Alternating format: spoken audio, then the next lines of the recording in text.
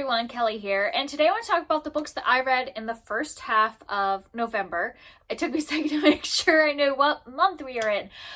So some of these I did read in October because I was doing a video where I was like reading the first chapter, giving my first impressions, and then final impressions.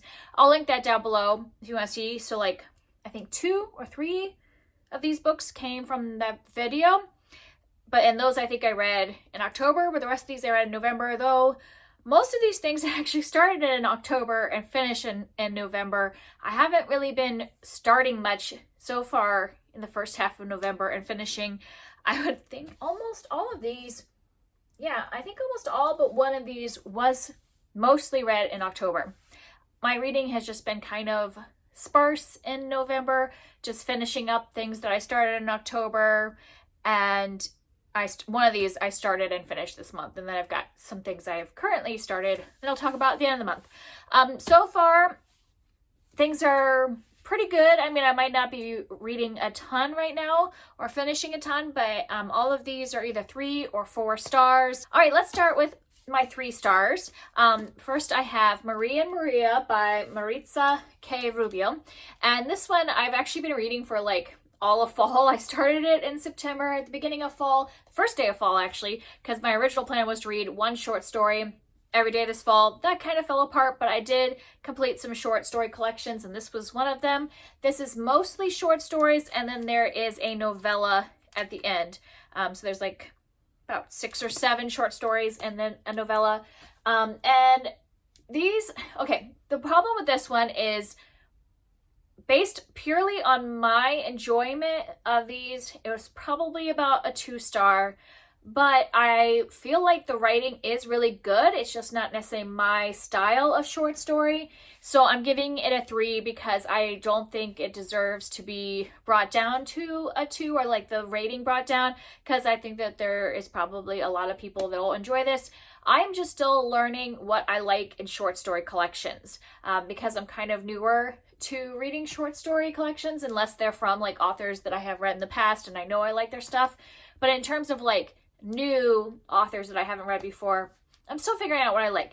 And this one, I think what I've decided, because I've had a couple short story collections that I have DNF'd and some that I, were more of a 2-star enjoyment for me personally.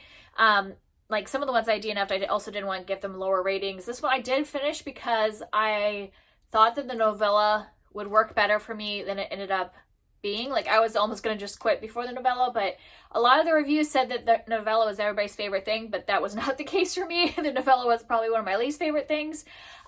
Yeah, so like basically the reason this doesn't work is that I have found that I like my short stories to be kind of more just entertainment. I want something speculative, like sci-fi, fantasy, entertaining, keeping me invested the whole time. This is more on the literary side, so more she's being a little more experimental with her writing and writing styles, and yeah, so I could say objectively that her writing is good. But did I like reading it? No. But I know from the reviews that there's a lot of people that love this, and I think it's just a style thing. It just wasn't for me because I wasn't really entertained by any of the stories. There was a couple that have stayed in my mind that I think were effective for what I like, but overall this just wasn't for me. But if you like something that this does involve like a lot of like stories that have magical realism or some like brujas going on in several of these. So if you like that kind of story and you want it more on the literary side than just like entertainment side, then I would suggest this for you. It just wasn't what I am realizing I want from a short story collection. So that was 3 stars. And then I have The Children on the Hill by Jennifer McMahon was my other 3-star. And this was a disappointment because I have really enjoyed all the things that I've read from Jennifer McMahon so far. I think this is like maybe my 4th or 5th book of hers that I have read, and I had rated all the other ones 4 or 5 stars. So rating this one 3 was a bit of a disappointment, especially since you would think an author would keep getting better, or at least staying at the same caliber, not getting worse. There was just nothing in this that really drew my attention or really that I enjoyed. It was fine, like it wasn't like horrible. You know, there's 2 timelines. We're following a girl who lives at a psychiatric hospital, like her grandmother runs the psychiatric hospital and she lives there, and you know, like in the 70s, and kind of there's like something going on at that time period at the hospital, and or that she's finding out about at that time. And then we have a present day, this woman who's like a blogger, and she kind of is like a monster hunter. She hunts like the urban legends and stuff like that that are around the country, and she's kind of looking for somebody while she's doing that, and you find out how those timelines merge. And the thing that I think was the biggest disappointment is that when I go into a different McMahon book, I expect this creepy atmosphere, an unsettling feeling. Like there's just a vibe that her books have, this atmosphere that I expect, that I've seen, you know, in every other book that I've read from her has had this atmosphere. And this one did not at all. Like I think because it had the monster hunting thing that she might have been going for that, but there was no like unsettling moment other than like the 2 pages on like the prologue or whatever. It was like a 2 or 3 page prologue. That was probably the only part that had any of that atmosphere that I expect from her. The rest of it was really just a mystery book, like just trying to see how these timelines link, what happened in the past that led us to here. That's it. And so it just didn't really stand out. I also mentioned in that video that there was some aspects of this that I didn't really care for, that really kind of made me a little uncomfortable. So if you want to know those details, check out that video, and you can even just go to the part where I talk about this one if you want to know more details about what those elements are, but I don't want to rehash them here. So those are my 3 stars. And now moving on to my 4 stars. The next 2 are also from that video, so I'll kind of briefly talk about those. I have The Book of Cold Cases by Simone St. James, and this one also follows 2 timelines that are in the 70s and current day. Also, the current day person is a blogger. So yeah, there were some definite, I read these like back to back, and there was definitely some similarities. Like the plots don't go the same direction or anything, but it was weird that they were similar in the fact they had similar ways of the two timelines took place at the same kind of time, and then there was this like blogger character in the modern day. And this one, it's like this woman, she blogs all about, or runs a podcast. I can't remember which one it is. One of those. And it's all about unsolved murders, like cold cases. And there's this cold case that happens in her town back in the 70s. And she runs into the woman that was accused of that crime back in the 70s. And so that kind of like links the 2 timelines. This one, I found this one entertaining. It wasn't my favorite from Simone St. James because it's kind of not memorable for me. Like this one was the one I read the earliest of all of these, so it's been almost a month, and I don't really remember a lot of the details, but I remember in the moment being entertained, which really, for my mystery thriller type genre, that's all I really expect from them, is to entertain me in the moment, so I don't need to remember a lot of them. But I definitely had like better feelings about this one than I did for The Children of the Hill, because this one just had some like issues that definitely made me uncomfortable and like stuck with me in the fact that I didn't like them. But this one, there was nothing that really like stuck with me about me not liking it, but nothing too memorable, but entertaining for what it was. So I'm glad I didn't buy that one, but it was entertaining to read. I did like, and I mentioned this, was that I did like that there was a little character growth in this, which I don't usually find a lot in thrillers, that our main character actually like changed and grew during this, when I feel like thrillers don't really focus on character development. So at least I appreciated that. And the last one for that video was The Hacienda by Isabel Cañas. And this one is a gothic historical fiction. I think it's maybe categorized as horror. Maybe you would just call it supernatural suspense is what it says on the front cover. Basically just about a creepy gothic house in Mexico. Like this woman, this is right after the Mexican War of Independence. And this woman's father had died as a result of that war. And so she, you know, as a woman at this time period, doesn't really have a lot of choices. So she marries this man who is the master of this hacienda, because she figures then she gets to have this house that's hers. But as soon as she gets there, she finds out that maybe it's not a dream come true, that this house has some spooky things happening. And this one, I feel very similar to it in the fact that it gave me exactly what I wanted from this genre of gothic suspense. I wanted to be entertained. I wanted there to be some creepy moments, but I don't want it to be like overly gory, because I don't like overly gory horror, or really graphic. Like, it wasn't either of those. It was just like some spooky, ghosty, witchy stuff happening. I liked that it was set in a historical setting, so we got to get a little bit of that vibe of what Mexico was like at this time period, where it was kind of like dealing with colonization and also old traditions and everything kind of meeting, and what that, so kind of like the terror of real life meeting like the supernatural terror, if you get it. So I found it really entertaining and enjoyed it. I really liked listening to this one on audiobook, because I just really like the narrators and listening to them, you know, pronounce all the Spanish words correctly and all that. So I would recommend it on audio. Hey, real quick, I was editing and realized I forgot a book because I had read it as an ebook, and that was Toad Words and Other Stories by T. Kingfisher. This was a collection of short stories. I did finish 2 collection of short stories this like fall, even though I plan on doing more, though technically it's still fall for a little while longer, so I might be able to finish a 3rd short story collection. But I really enjoyed this one, so gave it 4 stars, and I just really enjoy everything I've read from T. Kingfisher so far. I usually give her stuff around 4 stars because I just enjoy it. It's mostly fairy tale retellings, this one. So it's several short stories and then a novella. There's like one about Ursula from The Little Mermaid. The big novella is a Snow White kind of story. And I don't remember what all the other ones are. But yeah, they're like little short retellings and then a novella. And they're just fun. Like, they kind of subvert some of the tropes from the original fairy tales, but keep some of the, like, you know, flow of the story a little bit. I like her humor. I find them entertaining. You know, that's just what I want from a short story, is just a little something fun to read. And I enjoyed all of these, and so gave the whole collection 4 stars.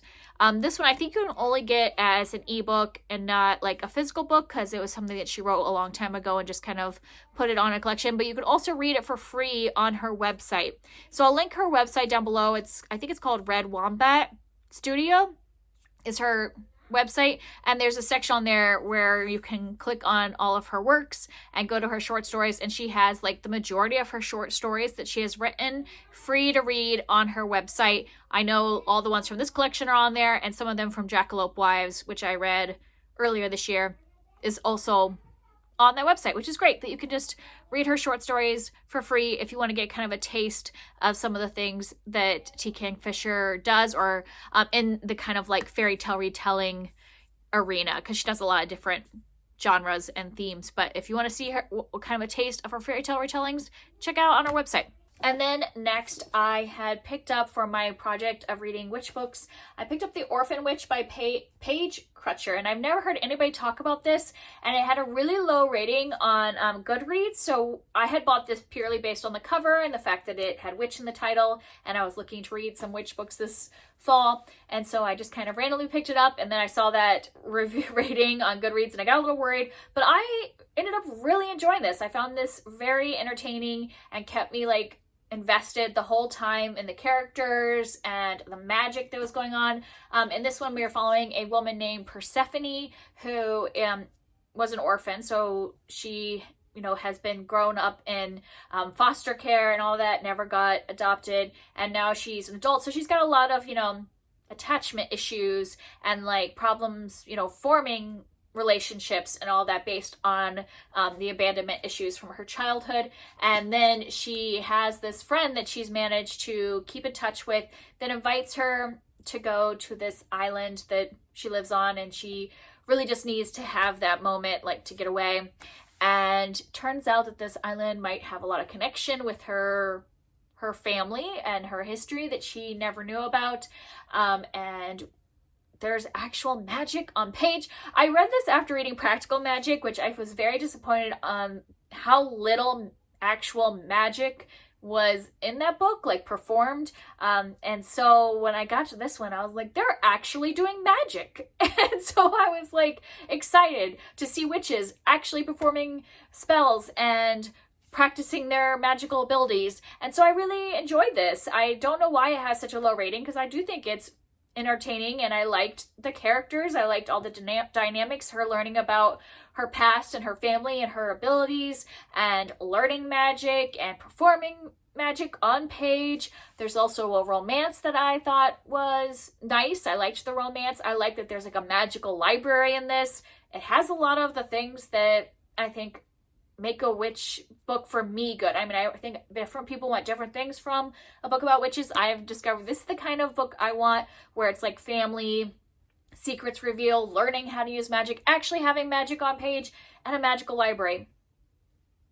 What I want, exactly. So I gave this 4 stars. I don't think it was perfect because the writing wasn't absolutely perfect. There were times when, I swear the amount of times that they said something like magic has, consequences, or there's always like something paid for magic, that whole like thing that magic doesn't come for free. When you do it, you have to give up something or sacrifice something.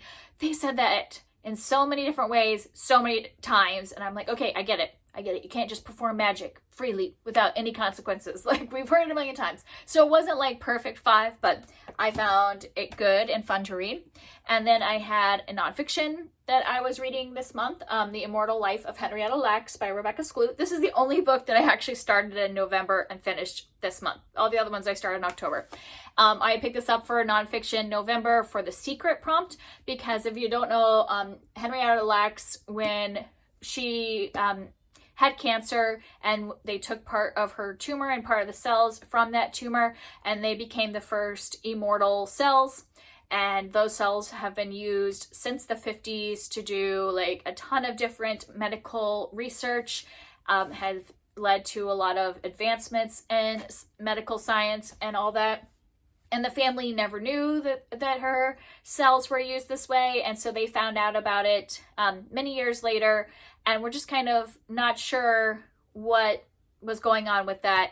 And a lot of people just didn't really talk to them about what it meant to have her cells be immortal.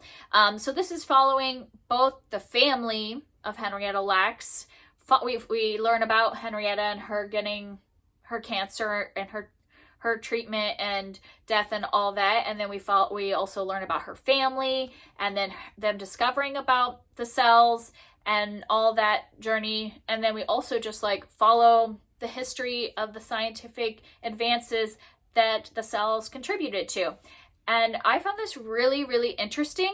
The whole time I was riveted by both sides, both the like human interest part of the story and also just the scientific information, because I just didn't really know anything about HeLa cells before this, and just like what advancements were done with that, and also just the ethics of scientific research and all that stuff. A lot of things have changed over the years, and I found this really interesting. I could not give it 5 stars though, because I have an issue, like, and a lot of people in the reviews have this, is that I didn't feel comfortable giving this 5 stars, because there's this whole aspect of the family just kept saying that they were upset that these cells, other people were profiting off of selling her cells, and yet her family can't even get health insurance, can't even go to the doctor, can't get this medical advancements and the treatments that the cells have contributed to, because they don't have the money. Sorry, I lost my train of thought because my daughter started banging on the door. But basically, the family felt taken advantage of because they're not able, to afford medical treatment, and yet people were profiting off of their mother's cells. And so I also feel like the author is also doing the same thing. Like, she is profiting off of this story of their mother and the cells, and interviewing them and like using all of their personal information and profiting off of them. And once again, the family's not getting any compensation for that. It just seems like that was their main complaint, and then the author's doing the exact same thing. And so I didn't feel quite comfortable giving it 5 stars, but I did think that it's a story that is good to know about. But I just wasn't quite comfortable giving it a full 5 stars for that reason. And the last thing that I want to talk about is Ramesa by Radia Havisa. And this is a collection of like fairy tale retellings that are all with main characters that are Muslim. And I have read this before and already reviewed it, but this time I read it with my daughter, with my 7-year-old. And it was just like so much fun reading this with her. She loved it. She was really invested. I think it's great to see how I can enjoy this by myself, but to see a kid enjoy it and really like get some of the things that I think are great about this. Like the fact that all these are kind of the stories that in the original fairy tales, the women didn't have a lot of agency. So like Rapunzel, you know, has to wait for the prince to save her. And Cinderella is in, you know, like is poor and desolate until or destitute until the prince saves her from that. And the other one is, yeah, Sleeping Beauty. Once again, has no agency at all until the prince comes and wakes her up. And the author takes those stories and basically gives the women all of the agency. Like, we're not waiting around for a prince to save the day in this. And I loved it, and my daughter loved it. So it just like really gives the girl power, you know, the women in these stories the power and to both save themselves and to save each other. And I really enjoyed that. I love the character of Ramesa. It was great. So I have given it 4 stars, but I think I'm going to switch this to 5 stars because just the act of like reading it with her and having her enjoy it, I'm saying it's 5 stars. I would definitely recommend this for young girls where you want to like still share those fairy tale stories, but you know, give the women some more agency in these stories. Still has some of the same like themes and stuff, but more girl power. So that's it for me. If you want to talk about any of these, I would love to hear from you down below, and I'll see you next time. Bye.